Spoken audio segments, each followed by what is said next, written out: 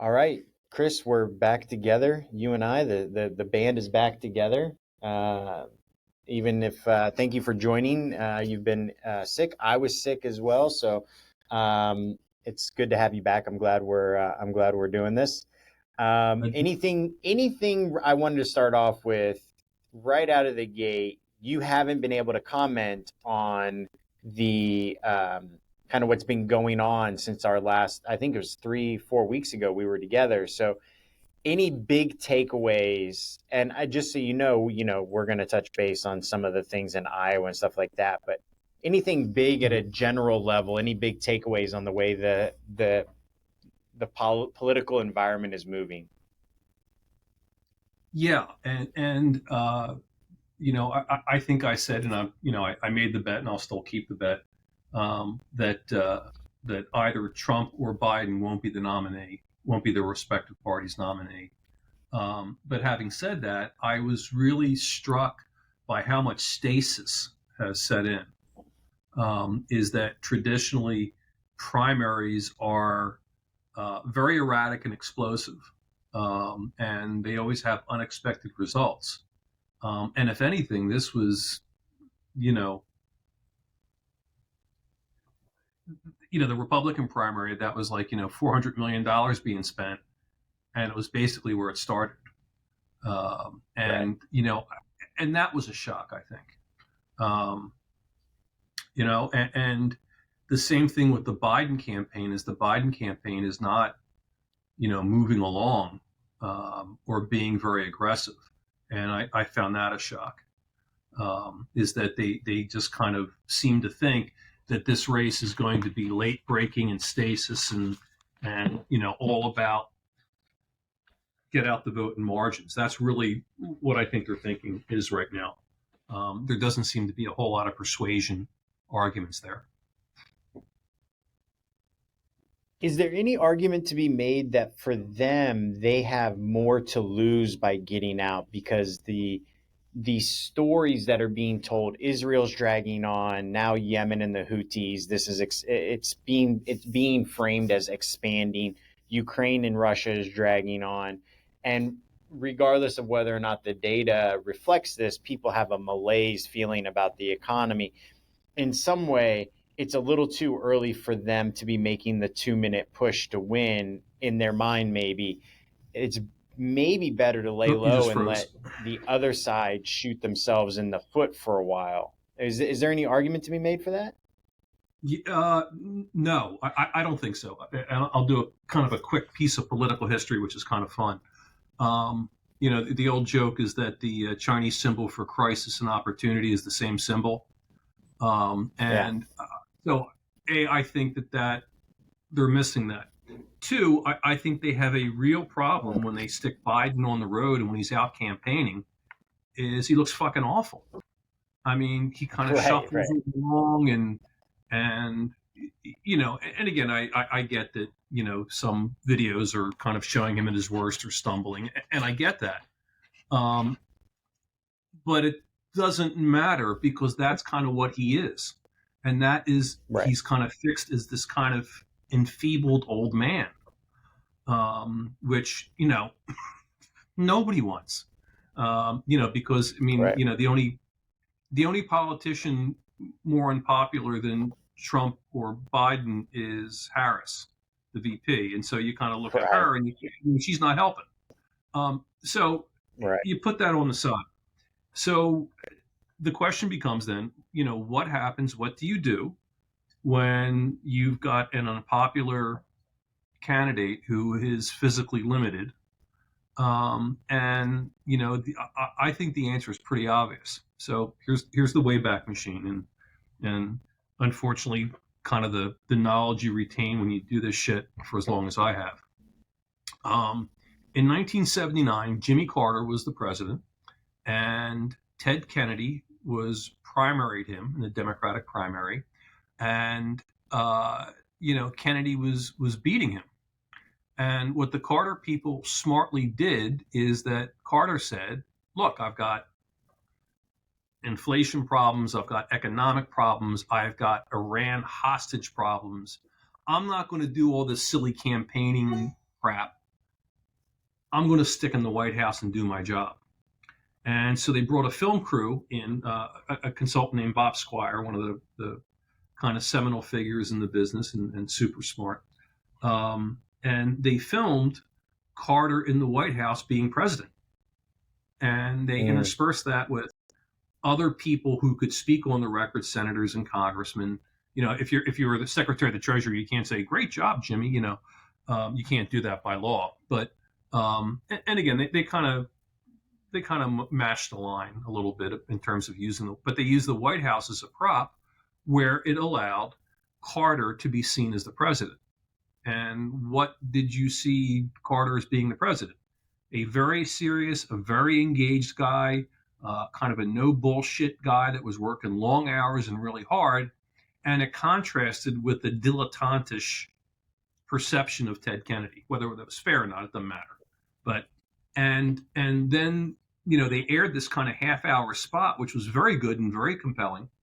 And then they cut 30s, 60s second spots, 5-minute spots out of it.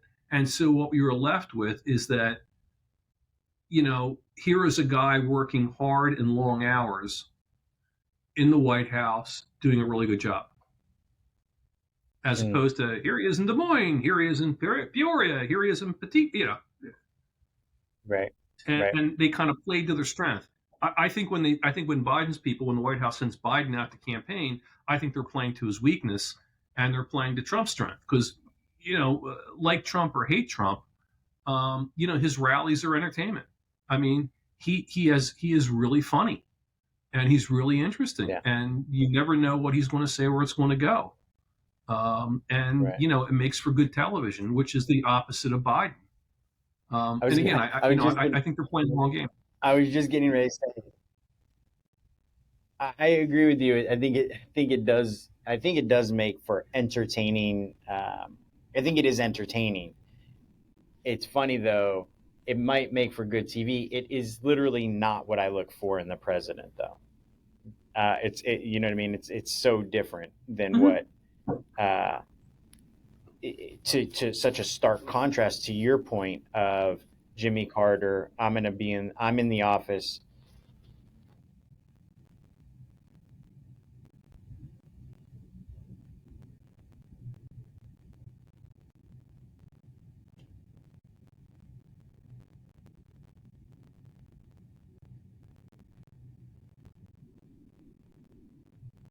You're back.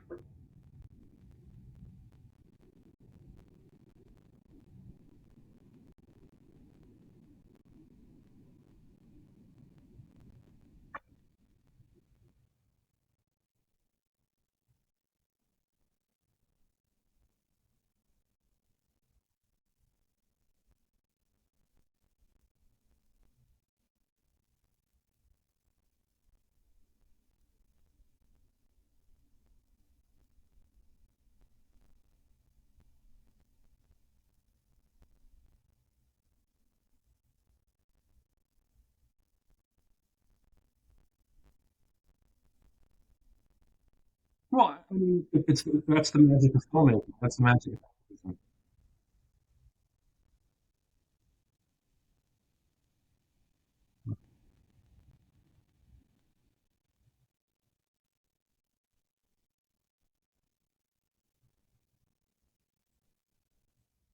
And by the way, Trump, I'm getting feedback from you. Um, you have a mic open. Okay. Yeah. Good. And I think Trump's people. I think the Trump campaign, the operatives in the Trump campaign, Chris LaCivita, Tony Fabrizio, a bunch of other guys are far and away the cream of the crop of the Republican side. And frankly, I think they're the two of the smartest operatives in the country. And they realize that less is more with Trump. I mean, Trump has not been this dominating figure on social media. I mean, they took his phone. They figured out that less is more. And the less you see Trump, the better off he is. because he doesn't do something crazy, and you go, oh my God, right? That you know. And that's very smart. And again, I think Biden has the opposite problem, that there's not enough of Biden in a controlled situation.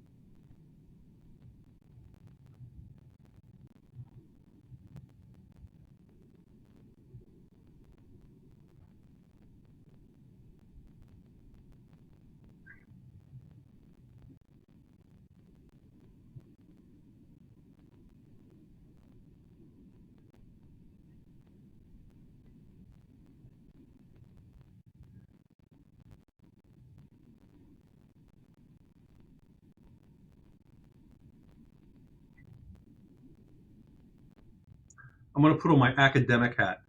And there is a political scientist, a guy named V.O. Key, who was, he wrote in the 30s and 40s and 50s and 60s, and he was brilliant. And he is the guy that came up with, it was very controversial, and it's still a little controversial, I guess. But basically, what he said is that voters decide by asking the question, what's in it for me? And it's and if generally what you find is whatever campaign is more of what voters want, it's that simple, that person will get elected. In 1986, I was doing some work in DC with the Republican National Committee and the Republican committees, and they wanted to make the case about how great they've handled inflation compared to the Carter years. And when you polled it, is that everybody went like, no, you suck. Inflation is terrible. It's costing me more. It's less than it was, but it's costing me more. And we used to have charts and graphs and shit and lectures and, back in those days, paper memos from economists saying, no, these, the people are wrong. Which is kind of nonsense, because if a loaf of bread was subject to 9% inflation last year, and now it's down to 3% inflation, you are not back to the pre-8% inflation. It still costs you more. And, people, frankly, aren't going to be fooled by statistics. But you say, oh, no, inflation, you're wrong because inflation is down. And you go, no, because the bread is 8% more expensive, and then 3% on top of that 8% more expensive than it was 2 years ago. And that's the reality. It is pocketbook reality. And, columnists and pundits and campaign operatives need to understand that, that reality. I mean, that's the thing. When something costs more than it did, it's fucking inflation. I mean, or you could say, they tried to say that, it's corporate greed or whatever.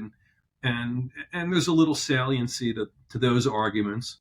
But, most people are, again, shockingly sophisticated because, when you say, well, it's just corporate greed, and they go like, they weren't greedy before. They suddenly decided to become greedy.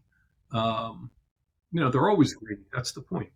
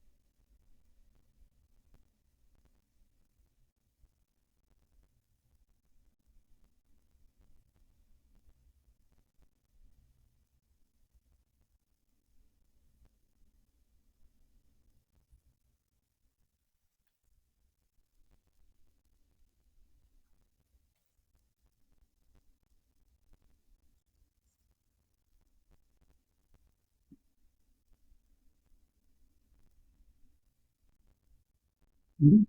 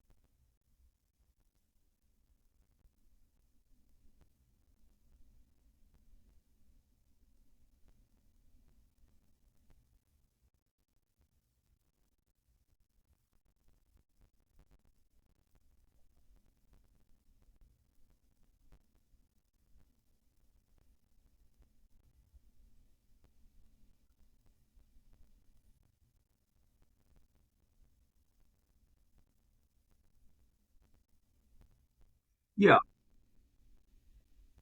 yeah. Voters are voters aren't logical; they're rational. They understand the economy in terms of their daily lives. What lower overdraft fees? What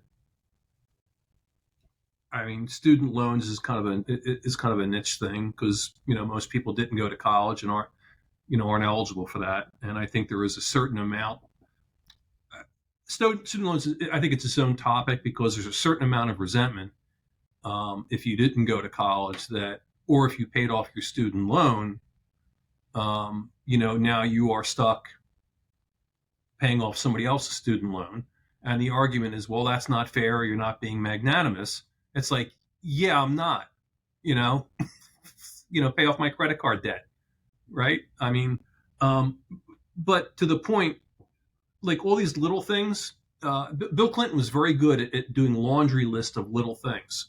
Um, and his State of the Unions, ran like 18 hours long because it was these list of these things, and what they exist as is a proof point that I am doing good stuff, and when stuff eventually turns, you'll be able to say, why it turned? Because I cracked down on bank fees and I paid off student your XYZ list, your laundry list. And so you have to do those. And frankly, some of them demonstrably are good, um, good, good ideas. I think what's missing from them that good campaigns do, and I'm going to go back to Clinton. Clinton's reelected in '96 when he was in trouble. It's not enough for you to be for something. Your opponent has to be against that thing. And so in 1996, Bill Clinton just wasn't for putting, more cops. I think it was more 100,000 more police on the streets and cracking down on gun crimes and crime bills and putting more people in jail and shit like that. He also tagged uh, Bob Dole and Newt Gingrich for opposing those things. So it's good to come out for bank fees, closing bank fees, um, and but then they need to tag Trump as the bank guy, right? I mean, maybe boy, you don't get your student loans taken care of, but Trump gets his loans taken care of. I mean, there needs to be the other piece of that. Um,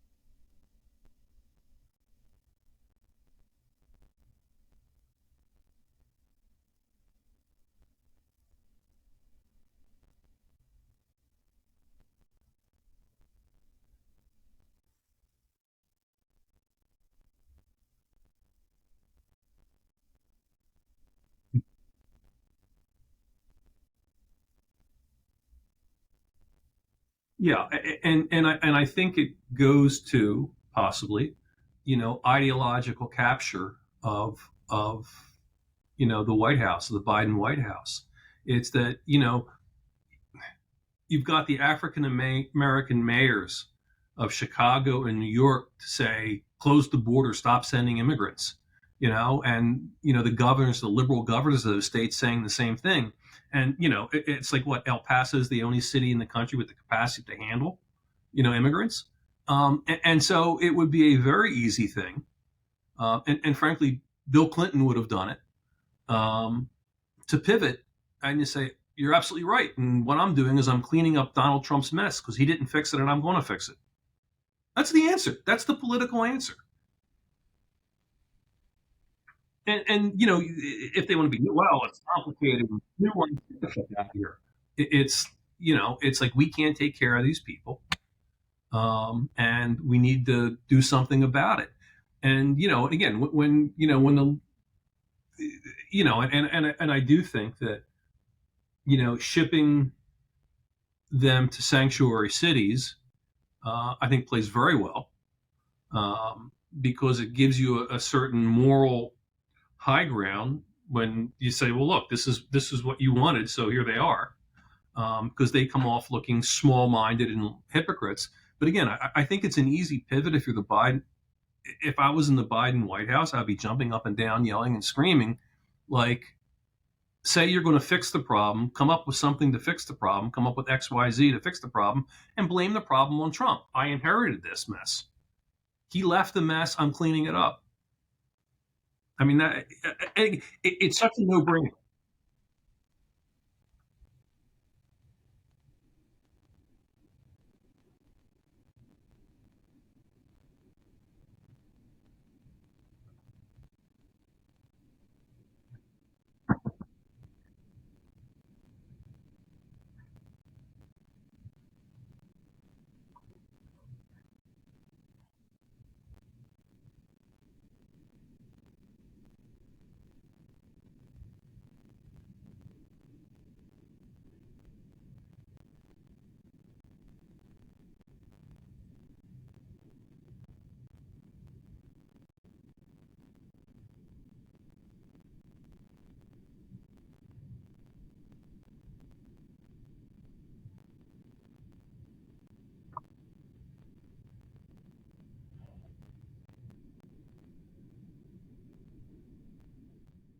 I think that they're running scared.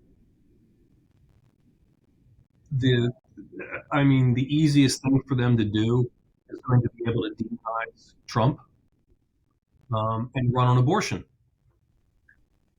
and they should tell whatever faction. And again, public survey wise, it's a small fact of progressives that are, we'll call it pro Hamas or pro open borders. Uh, Fuck them. I mean, you're kind of like, we're going to placate this and ignoring all this was why? Because for no good reason. Because because the person I have dinner with in Washington D.C. thinks it's baller, or some columnist writer for the New Yorker thinks it's inhuman, right? Fuck these people.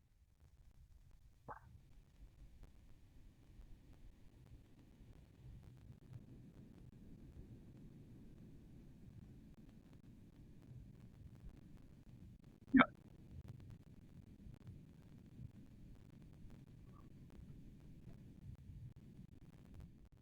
I've been in a number of campaigns, almost universally losing campaigns, where they'll say you can't be for this policy because the base will hate it. And then you hold up the data and you say, it's an 80-20 question. So we're going to get the 80 and not worry about the 20. And it becomes a giant internal fight. And then you get like 20 emails by, I was just out and I talked to, you know, Bob Smithers, and Smithers said that nobody's going to come out for me if I'm for the sun coming up in the morning, if I'm not for total darkness. And it's insane. But, that they might be going through that.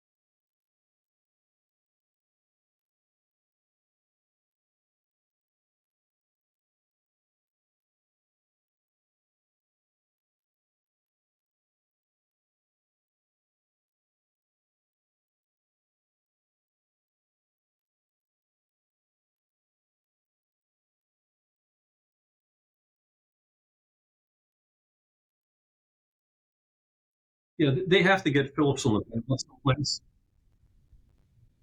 and Democrats have been really doing a good job of keeping them off the ballot. Basically what they're doing, they're just shutting the oxygen off on him. So, you know,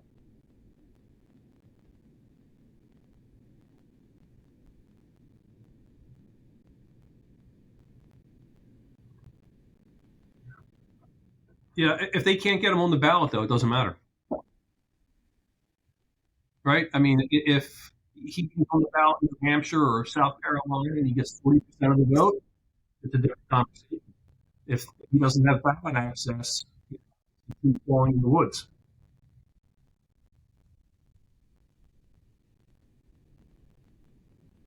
Yeah.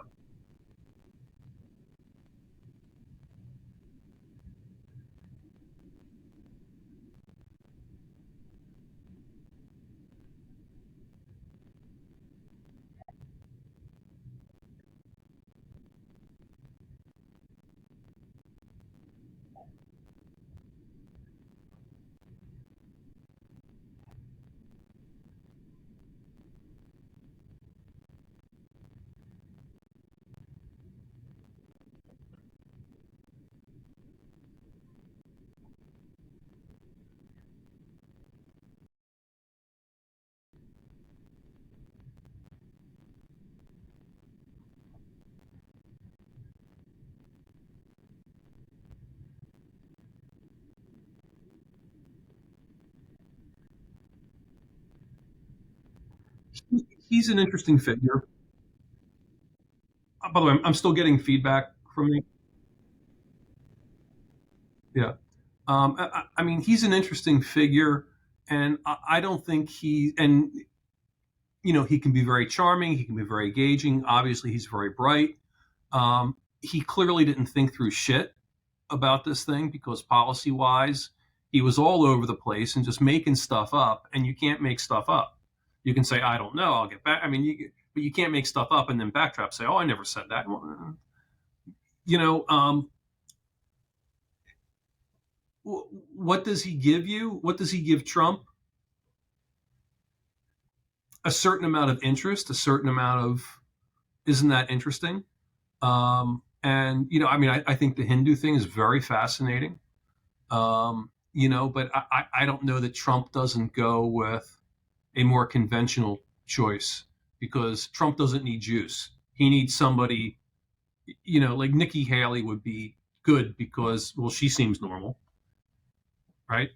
You know, um, and I think he needs normal. I mean, Pence in a lot of ways was a fairly good choice for him because, Pence was so bland and frankly uninteresting. He kind of anchored.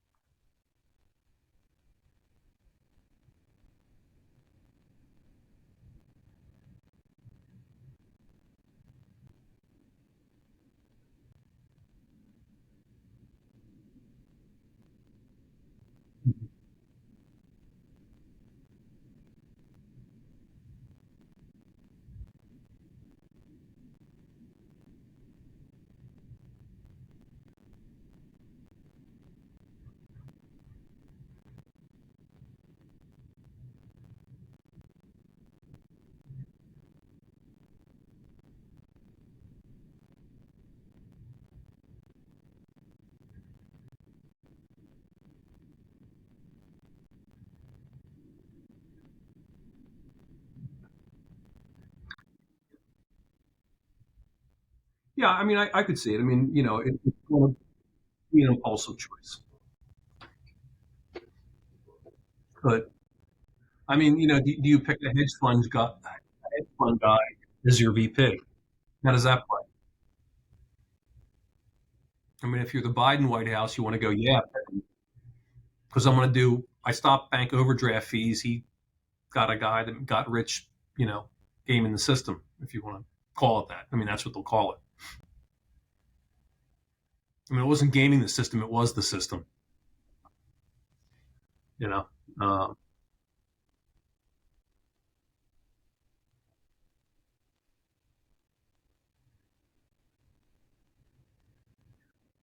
they're never going to debate. They're never gonna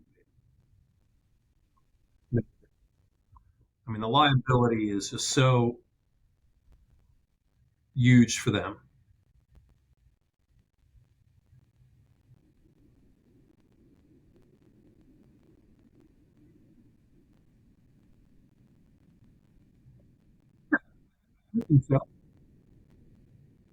I mean, Biden has a legitimate opponent or two legitimate opponents, and he's not debating. Trump didn't debate; it didn't hurt him. And frankly, debates are for a campaign. Debates are a giant pain in the ass because you have to stop everything. You have to do prep. You know, no matter how great a debate you have, you're doing damage control. It's horrible. And if you don't have to do it, don't do it. I mean, nobody likes debates. It's a giant time suck for campaigns. Sure.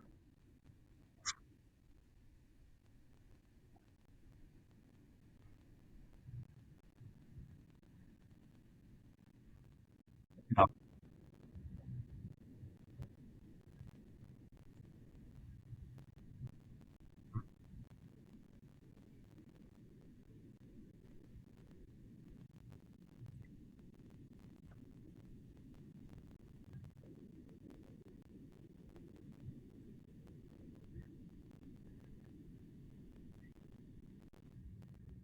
No, I mean, I think those kind of things tend to be an indicator.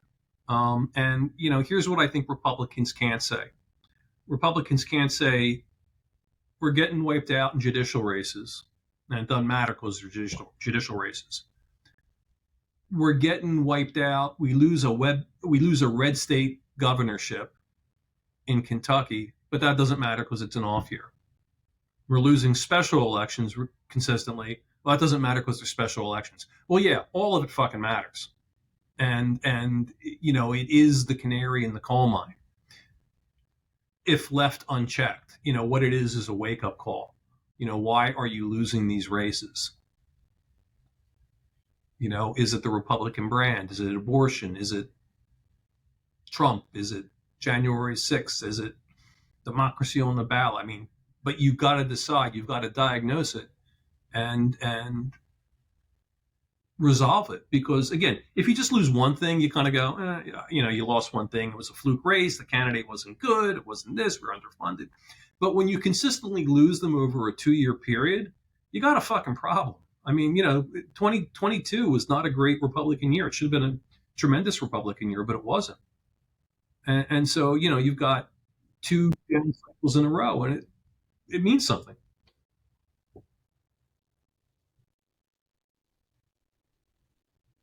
Mm-hmm. Right. Underlying structural thing. I mean, is how Republicans have been defined, or how are they, more importantly, how they're defining themselves. That just might be a no sell. And it might be, well, we don't like Biden, but we don't like you guys either.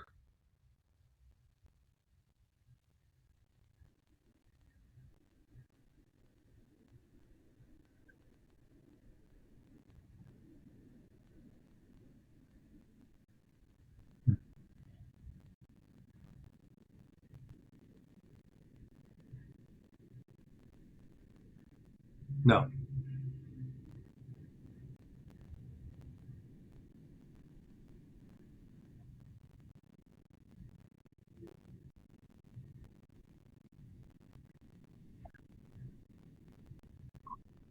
Under.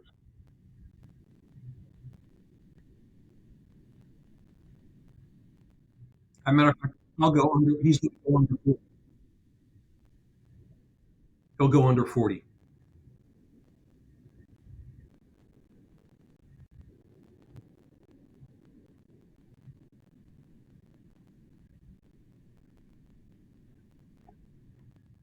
Over.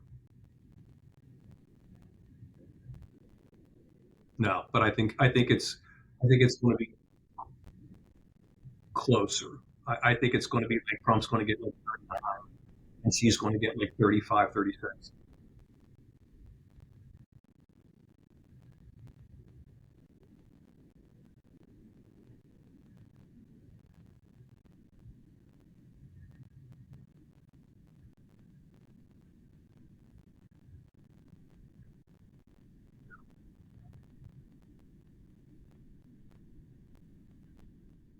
Uh, I think he's going to get just about that.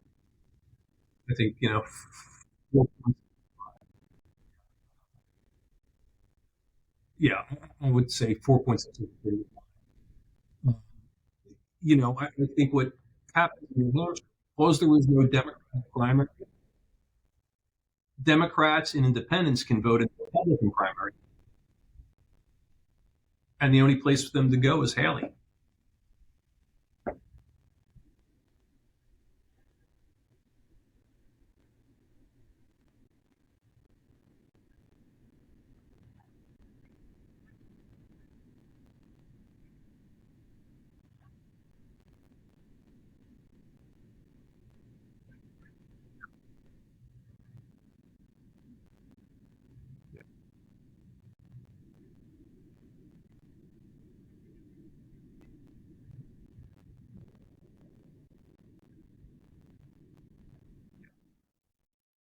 Yeah, you know, yeah.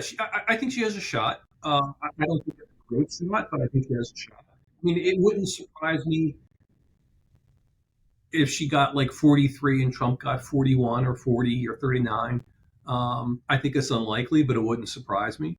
And if that happens, then the real question is what happens in South Carolina. You know,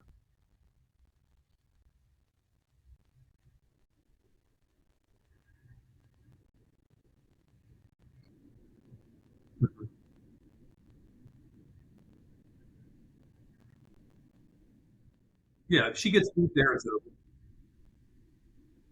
Yeah, yeah, if she gets beat there, it's over. Right?